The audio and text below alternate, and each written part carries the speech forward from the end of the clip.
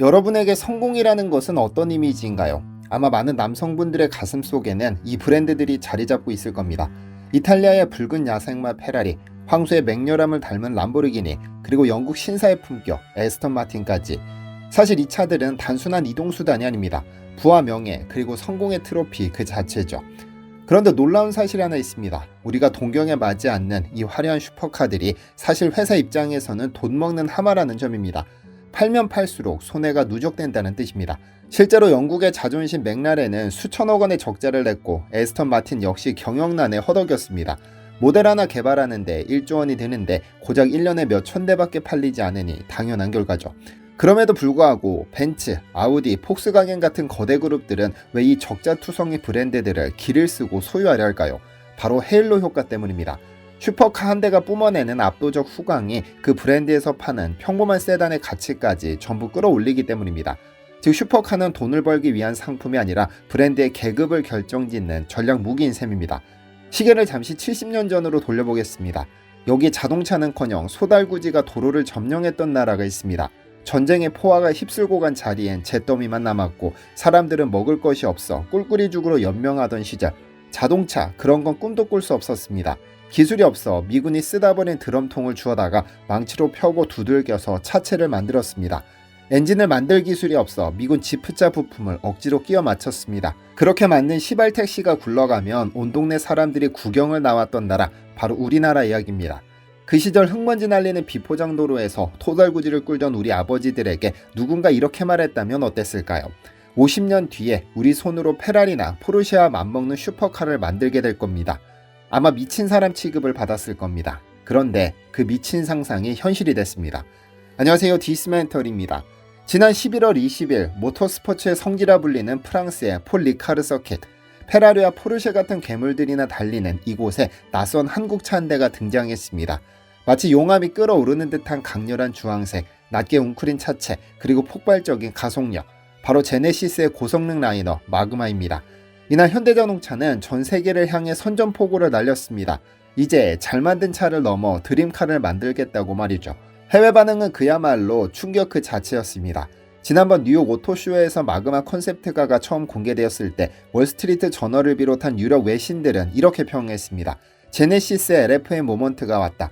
한국이 드디어 영혼을 가진 럭셔리를 보여주기 시작했다. 여기서 LFA 모먼트란 일본 넥서스가 슈퍼카 LFA를 내놓으며 브랜드 이미지를 완전히 뒤바꿨던 순간을 의미합니다. 이제 제네시스가 그 반열에 올랐다는 극찬인 셈이죠. 사실 몇 년 전만 해도 상상도 할 수 없던 일입니다. 한국차는 돈 없는 사람들이나 사는 차라거나 현대차가 무슨 프리미엄이야, 가성비로 타는 거지 라는 평가를 들으며 온갖 무시와 조롱을 받았습니다. 서구의 명품 브랜드들이 쌓아 올린 100년의 역사 앞에 현대차의 역사는 너무나 초라해 보였기 때문입니다. 하지만 대한민국은 포기를 모르는 민족입니다. 소달구지를 끈던 빈농의 아들들이, 드럼통 펴서 택시 만들던 기능공들이 피눈물 나는 노력으로 기어이 이 자리까지 왔습니다. 그리고 지금부터 그 눈물겨운 언더독의 반란을 추적해봅니다.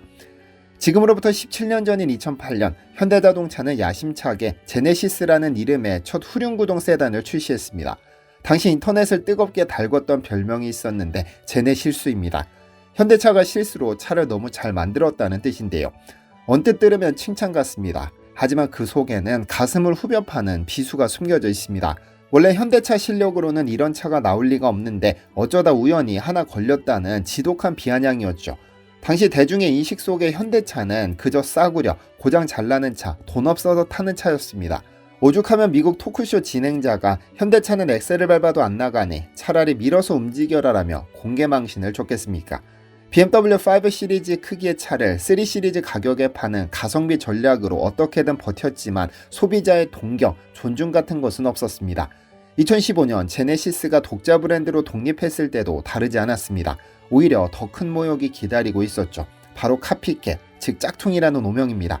엠블럼의 날개 벤틀리 짝퉁이네. 그릴 생긴 거 봐라, 아우디 베꼈네라며 해외 자동차 매체들은 제네시스를 두고 가난한 자들의 벤틀리라고 조롱했습니다. 돈이 부족해서 어쩔 수 없이 사는 대체품 취급을 받은 것이죠. 아무리 철판을 두껍게 쓰고 최고급 가죽을 둘러도 소용없었습니다. 그래봤자 현대차, 족보도 없는 브랜드. 이것이 후발주자 현대자동차가 감내해야 했던 모욕이었습니다. 위기의 순간 정의선 회장은 승부수를 던집니다. 우리에게 역사가 없다면 그 역사를 만들 사람들을 데려오면 된다. 전 세계 자동차 업계를 발칵 뒤집어 놓을 인재 영입 작전을 시작합니다. 먼저 BMW 고성능 브랜드 M의 신화적인 존재 알버트 비어만 사장을 영입합니다. 그는 남양연구소에 오자마자 현대차는 서스펜션이 물침대 같다며 연구원들을 호되게 질책하고 주행 질감을 밑바닥부터 뜯어고쳤습니다. 출렁거리던 국산차가 독일차 뺨치는 단단하고 정교한 기계로 다시 태어난 순간입니다. 디자인 분야에는 더 큰 관심을 쏟았습니다. 람보르기니와 벤틀리를 등장시킨 천재 루크 동커블케를 데려왔습니다. 그의 손끝에서 지금 제네시스의 상징인 두 줄 램프가 탄생했습니다. 멀리서 봐도 제네시스구나 하고 알 수 있는 누구의 아류도 아닌 우리만의 독창적인 얼굴을 갖게 된 겁니다. 결과는 상상을 초월했습니다. 전 세계에서 가장 상징적인 미국 시장에서 일본의 자존심으로 불리는 렉서스, 인피니티, 아큐라를 판매량과 품질 면에서 압도하기 시작했으니까요. 미국 최고 권위의 시장조사 업체 JD 파워 내고 품질 조사에서 제네시스는 독일 3사를 제치고 전체 1위를 차지하는 기염을 토했습니다. 2021년 골프 왕제 타이거 우즈가 제네시스 GV80을 타고 전복 사고를 당했을 때 그가 멀쩡히 걸어 나오는 모습을 보고 전 세계가 경악했던 적이 있었습니다. 그날 이후 제네시스는 가장 안전한 럭셔리카라는 타이틀까지 거머쥐었습니다. 이제 아무도 제네시스를 짝퉁이나 아류로 부르지 않습니다.